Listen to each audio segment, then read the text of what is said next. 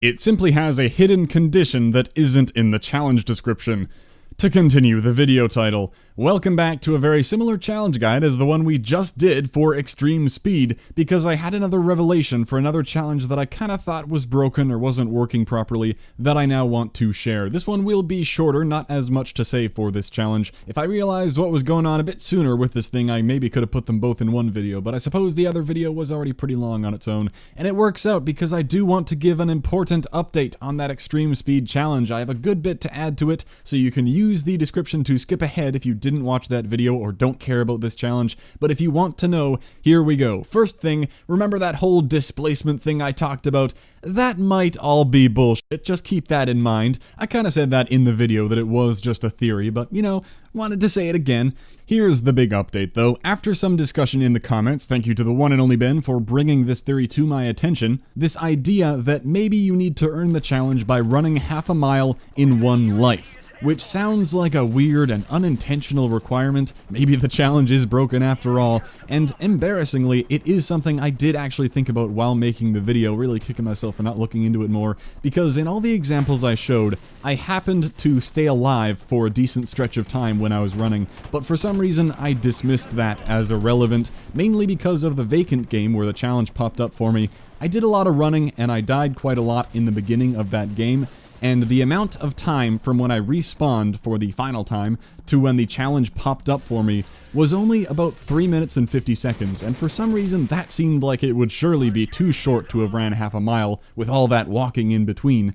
And then in the downpour domination game where the challenge also counted for me, I died a couple times in the middle of my running back and forth, and it seemed to work out fine, which made me not bother with the possibility of staying alive mattering, and all that combined with how weird it would be if the challenge actually required you to not die. It seems like the challenge intends for you to play normally, but just run around a lot, and in a full game, it should all add up. But no, apparently not. You need to get the full half mile in one life. Thankfully, I spent most of the original video recommending UAV Jammer, and I demonstrated running back and forth in the back of the map. There is only one line where I said, oh, maybe running into combat to die and reset your sprint would be a good idea. Wish I could take that back. Here is the additional testing I did to try to prove the theory. I know for sure that the challenge can be completed in under 5 minutes of running, because I did that on Pipeline. That was the very first example I got. When I say running, keep in mind I am obviously both running and walking, because sprint is not infinite. And operating under the assumption that the one life theory is true, then it can be done in under 4 minutes because of when the challenge popped up on that vacant game. So what I did was, for an entire long game of Headquarters, 12.5 minute game, I focused on running back and forth, but I made sure to die every 2.5 minutes or so. So I ran back and forth a ton, definitely more than 5 minutes of total running in this game, but never in one life because I kept making sure to die. And sure enough, I did not get any credit for the challenge. It would be much more scientific to repeat the experiment a few times, but I wanted to test it a bit differently as well to make sure this challenge can be done in about 4 minutes of running instead of 5. That would really help verify the theory because of the game on vacant. I wish there was some way to track the challenge and be alerted when I completed every time, but without that, I kinda have to play around the only example I have of it popping up. So in this game, I ran back and forth for almost exactly 4 minutes when I was killed, and after that I decided to wait for the game to end. And sure enough, that game counted towards the challenge. And now that I know 4 minutes is enough, dying has to reset your distance ran, because if it didn't, the challenge would have popped up a lot earlier in that vacant game. More testing would obviously be good if you guys want to go out and confirm or deny this theory, but I think with all of that information, I can quite confidently confirm this theory now, especially because I made another discovery actually. I played another game not recorded where I ran for a really long time on Pipeline Headquarters, about 10 minutes, not dying in the back of the map. That map is perfection for the challenge, and I was credited with 2 points on the challenge, meaning I must have ran an entire mile back there without dying. It should also definitely work and count for 2 if you run half a mile without dying, then die, and then run another half mile without dying. They will both count towards the challenge. And I will add, I played another game, once again on Pipeline Headquarters, which I did record, and that game went for so long I ran for 12 minutes, and that counted for 3 on the challenge. I went from 11 to 14, and that fits perfectly with our timeline, assuming that it takes about 3 minutes and 50 seconds to run half a mile. So that is pretty cool. You can earn it multiple times in one game. Anyway, to wrap up extreme speed, hopefully once and for all, the fault all lies with me. I didn't properly test that theory when I first thought of it. I just assumed it wasn't true, and assumptions are not good, ladies and gentlemen. I am human, and while I aim to be thorough and correct, I can definitely miss things and be wrong, but I'm glad I was able to correct that video here and now. Alright, I'm glad I got that update out of the way, but today we're looking at Flawless. I'll try not to screw this one up. Hopefully not. How about we leave all the failure in 2016? Happy New Year, by the way. Okay, play an entire full-length match without dying. Seems simple enough. You don't need a bunch of kills, you just need to live. And there are tons of maps in the game where it's very easy to get out of the way with UAV jammer equipped. Nobody will ever come find me in the bushes on Pipeline, or somewhere in the back of Block. Like, really, whoever comes all the way back here to the pool in a regular game. Same with the back spawn of Strike, or even in one of these cubby holes. That's what I love about these maps, man. These places have no purpose in contributing to the flow of the map, but they're there if you want to explore them. It makes it feel like a real location that we're fighting in. These safe zones do not exist anymore in recent games. Traffic is all funneled through every area of the map in the 3 lanes, and any bushes like these are guaranteed to be invisible walls. Alright then, we covered that this challenge should be pretty easy in theory, right? Just hide with UAV jammer. And in truth, it is pretty easy, but maybe you've experienced the same thing as me, where going flawless seems to not always count. First of all, I know you need to unlock the challenge at I think level 51, but that was never my issue. I've prestiged many times already.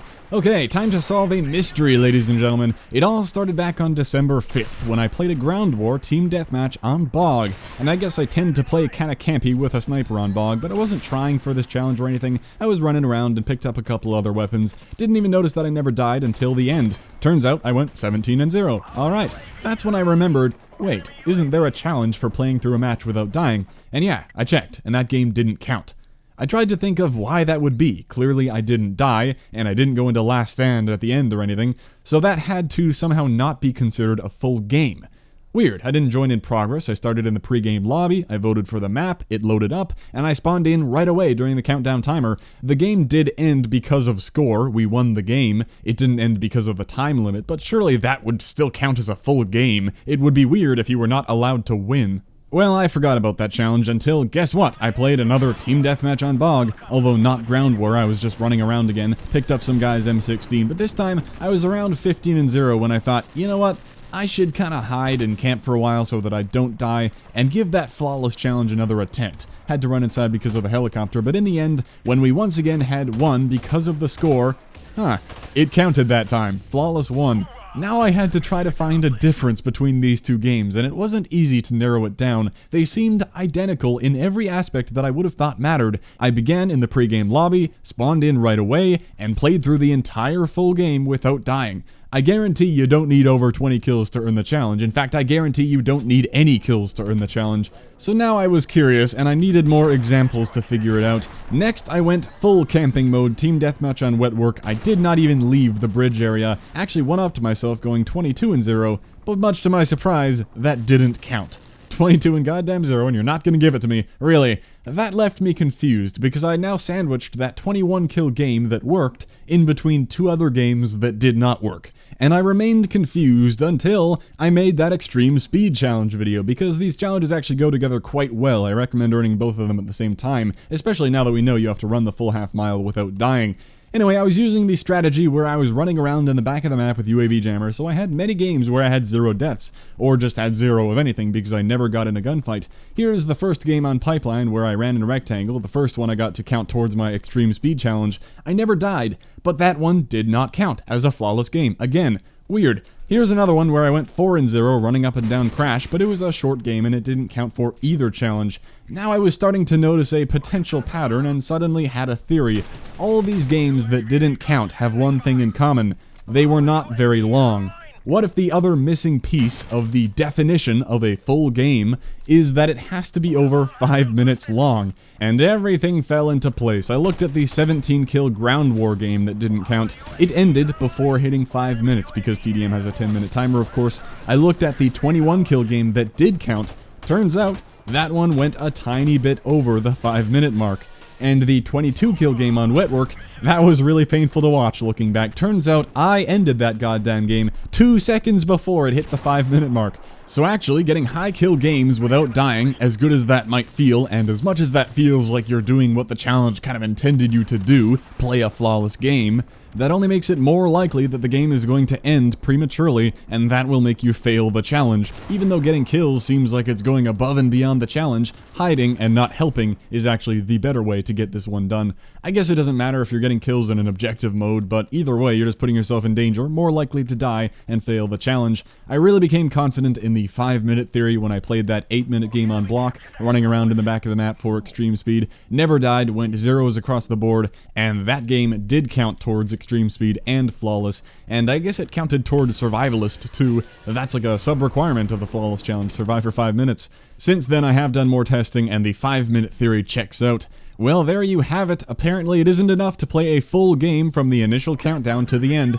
It also has to be over 5 minutes long to count as a full game, even though I don't think they tell you that anywhere. I understand that they want to make sure you're surviving for a decent amount of time to award the challenge, like if you survived for an entire sabotage game which ended up only being 1 minute long because the bomb was planted right away, maybe that shouldn't count, but it ends up making this challenge worse, I think, because the only good way to complete this challenge is to hide. Maybe I ran into this problem with the flawless challenge much more than other people did, because I'm so goddamn good at this game, going 20-0 every time. No, I'm kidding, I'm really not that great at this game. But I was actually trying to play the game as usual and earn the flawless challenge at the same time, getting kills and helping the team, which is apparently a bad idea. Maybe other people saw this challenge and just went straight to hiding in the back of the map to earn it quickly, and I'm sure it worked much better for you doing it that way. Anyway, to tie all of this together into an actual suggestion, it makes a lot of sense to me to work on the extreme speed and flawless challenges at the same time. If it's a big map with an area of no action like pipeline or block for sure, and many others, you can probably get away with running back and forth and live for the entire game. So what I recommend is that you run back and forth in the back of the map for maybe closer to 5 minutes without dying just to be safe, and be well over the 3-minute 50-second mark or whatever, even though it should only take that long. And at that point, once you think you've definitely ran enough for the challenge, you can either keep running to go for it again if you think you have enough time left in the game to get another one, or you can just hide for the rest of that game to make sure you get the flawless challenge if you still need to earn that. Although you only need 10 of those and you need 52 for extreme speed. Just watch some videos or listen to something while you complete these thrilling challenges. If you can get both of them done at the same time, then you'll spend less time with these crappy challenges and more time just playing the game the way you're meant to. Okay, there's my addition to the previous challenge video, as well as tying in the flawless challenge. Maybe nobody was really wondering about the flawless challenge, but I have to imagine there is at least one person out there who had the same thing happen to them, and I was wondering about it for sure. Now you know you need a 5-minute long game, apparently. Simple as that. Thank you for watching. Best of luck with both of these terrible challenges. I will catch you next time.